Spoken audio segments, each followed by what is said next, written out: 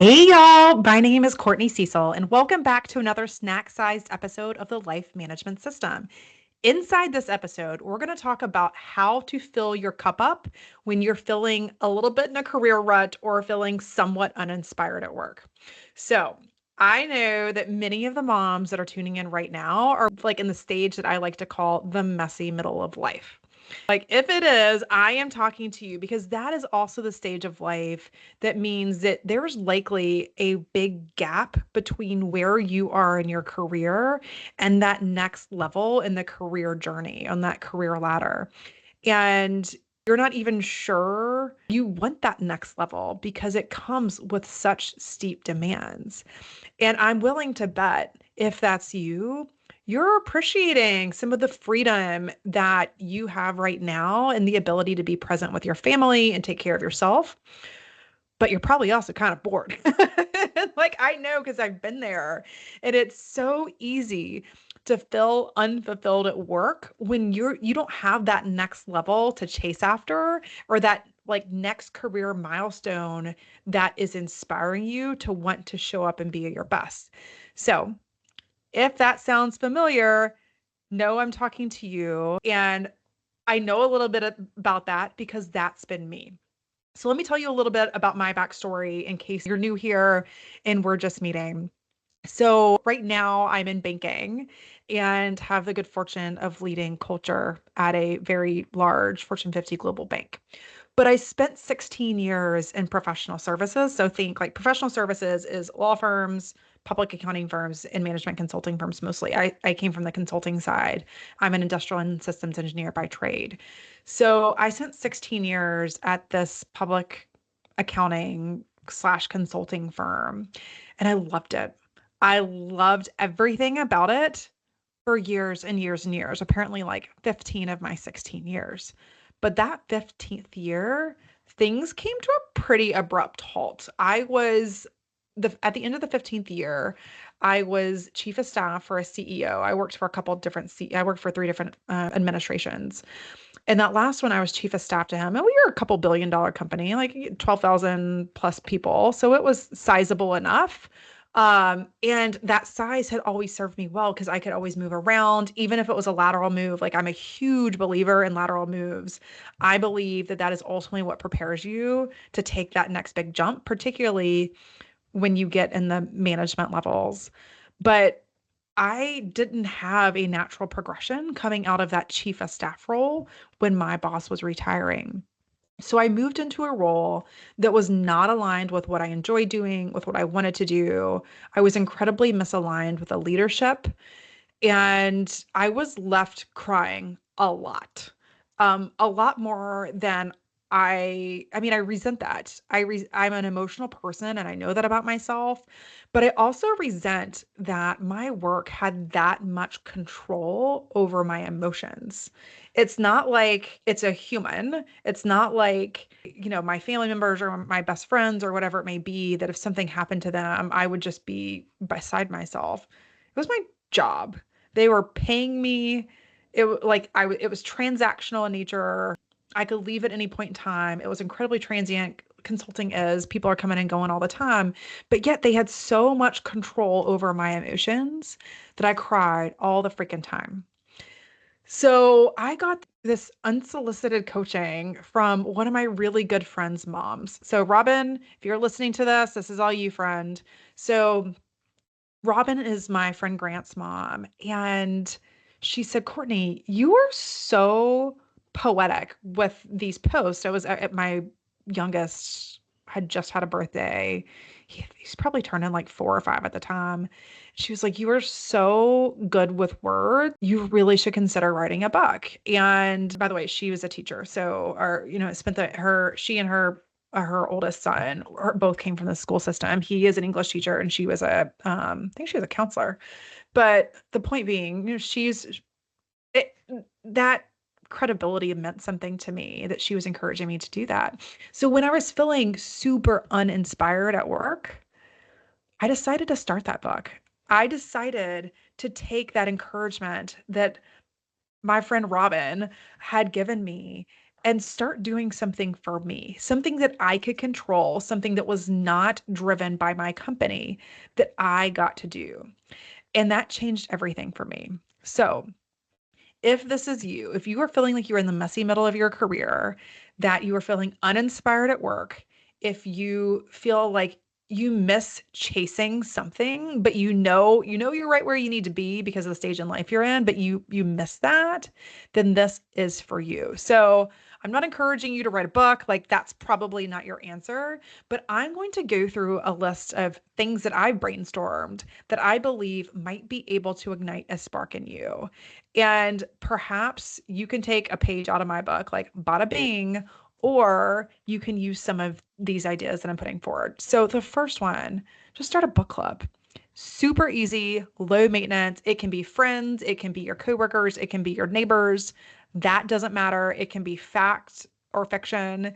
The basic thing that's beautiful about book clubs is it allows you to get some of that intellectual stimulation and to be able to talk about something and solve problems with people, even if they're fake problems that are cooked up by the book.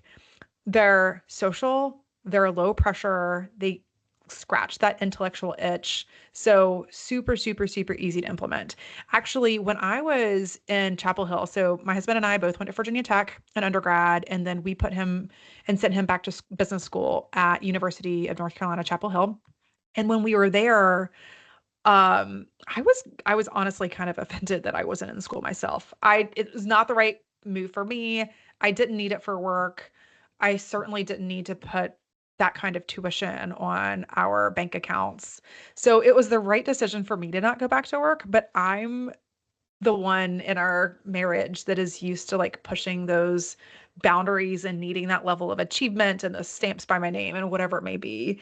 So I had a little bit of an identity crisis living in Chapel Hill because I'm like, wait, I'm the one who like and I can say this because my husband and I studied this same thing. We met in undergrad, but I'm like, I felt very left out, I guess is the best way to put it. But there was a partner club that I made a lot of really good friends in. And in that club, I started a like sub club, for lack of a better term, called Apps and Sips.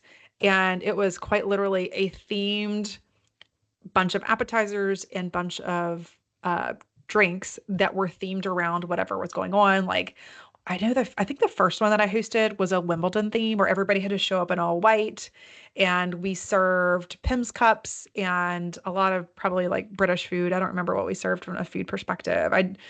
But you get the point. Like, I just needed something that made me feel like I had something else going on besides just my job and like hanging around being the partner of a student. So that's one. Another thing that you can consider, if that doesn't appeal to you, is just learn something new. Like pick up a new hobby, learn something new. It could be taking on pickleball, it could be learning photography, it could be making sourdough bread, like whatever you believe is fits in your lifestyle and with your family. Learning something new, I promise you will start to scratch an itch. And it's something that you can get really passionate about and excited about and find your homies that are also doing that. So learn something new. A third thing, plan a trip, whether that be for your family or for just you or for girlfriends. It might not even be one that you're prepared to actually commit to right now if you don't have the time or the money to do that. But planning a trip is something that can like scratch that creative itch and also give you some authority over decision making. Because sometimes what you might actually be missing at work is the ability to control something, the ability to actually make a decision and trust that you know what you're doing. So planning a trip can help with that as well. The next thing, volunteer. And the thing that I want to caution you to be careful of if you decide to volunteer is to make sure that you don't overcommit because oftentimes when you sign up to do something, you really sign up to do it, like you are all in. So as an example, I committed to mentoring a foster youth that had just graduated out of the foster program. I think it's 18 in most states. They age out of the program and they don't really have the executive functioning skills they need to be successful and to get them transitioned into becoming essentially a contributing member of society.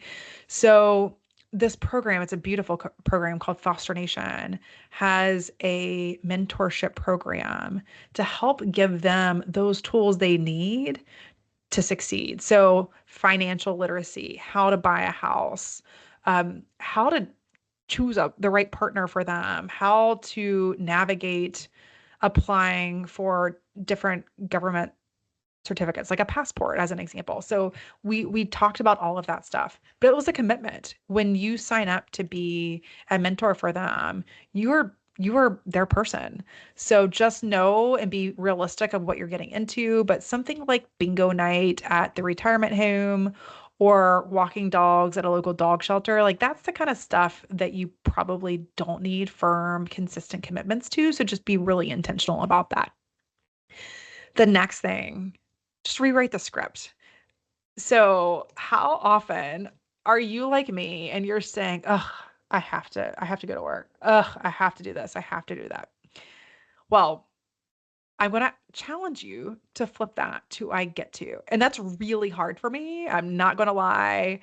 Many days I'm not 100% there.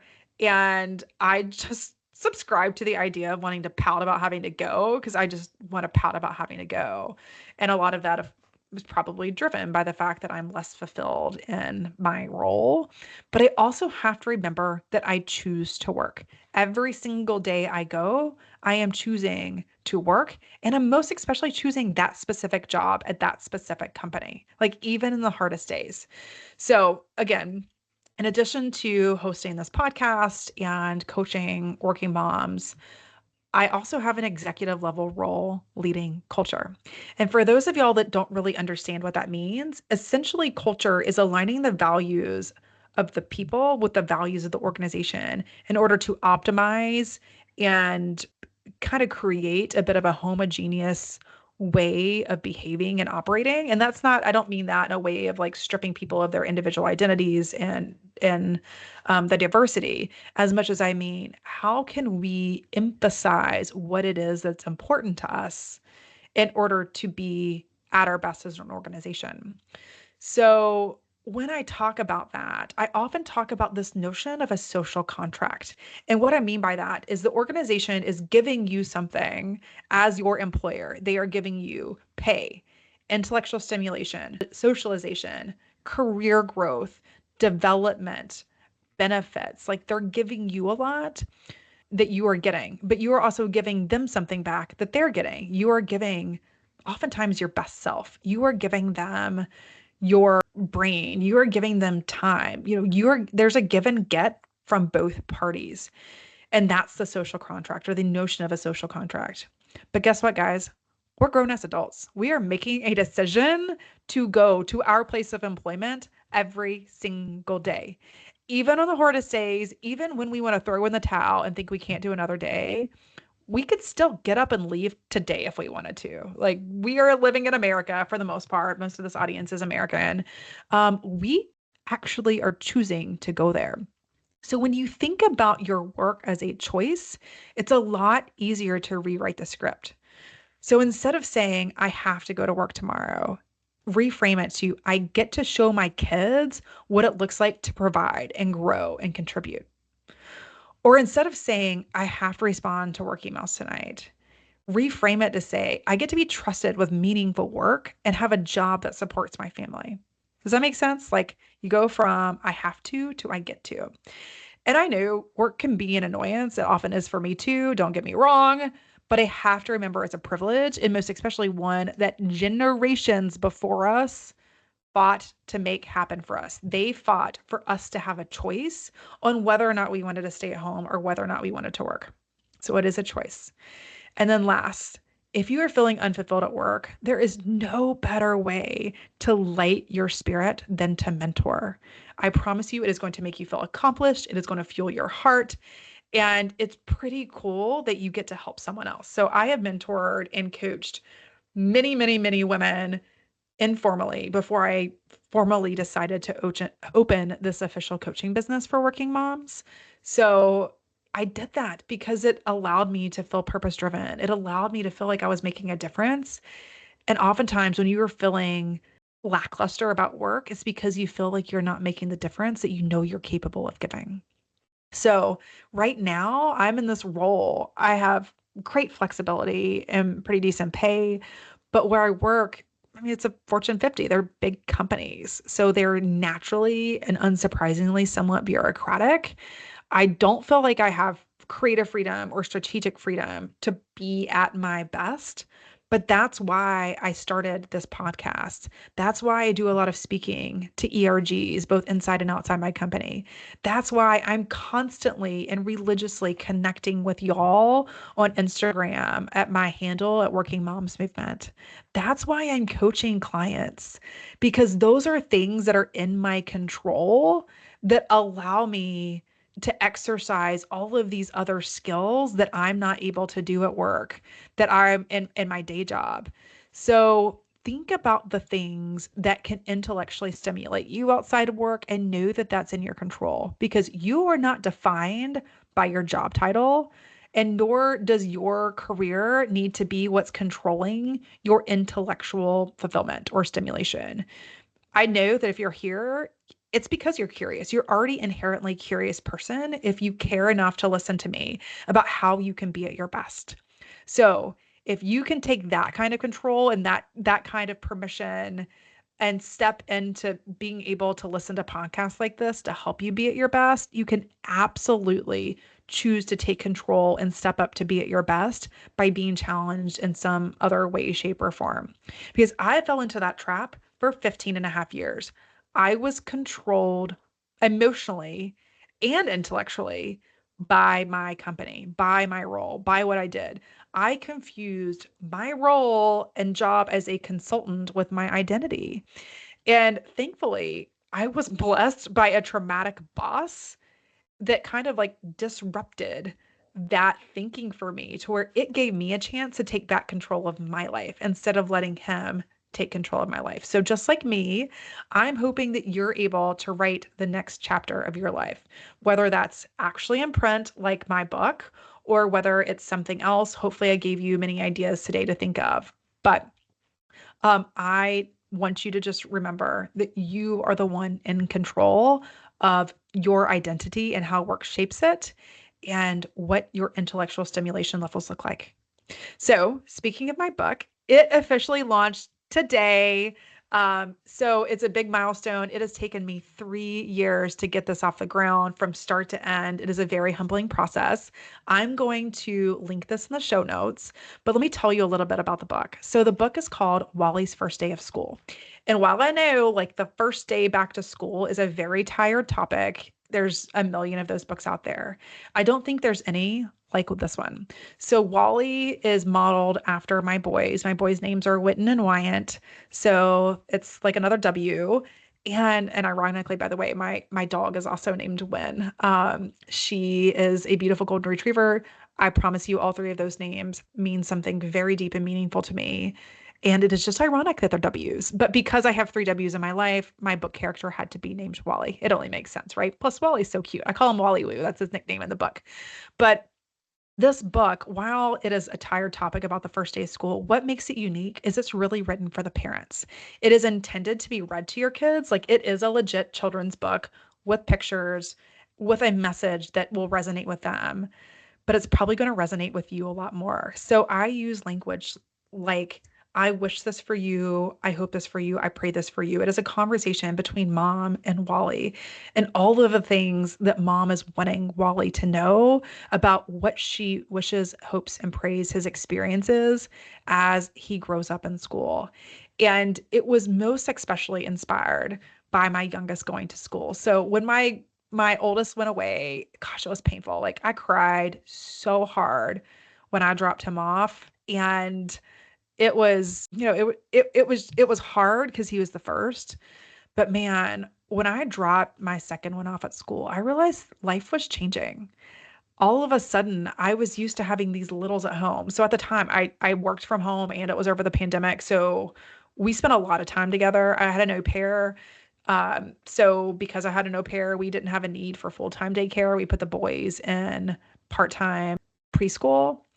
So we spent a lot of time around each other at that age and stage. Like now I'm going into the office most of the time, but at that point in time, I was home a lot with them, even though I was working. They were kind of in my sphere.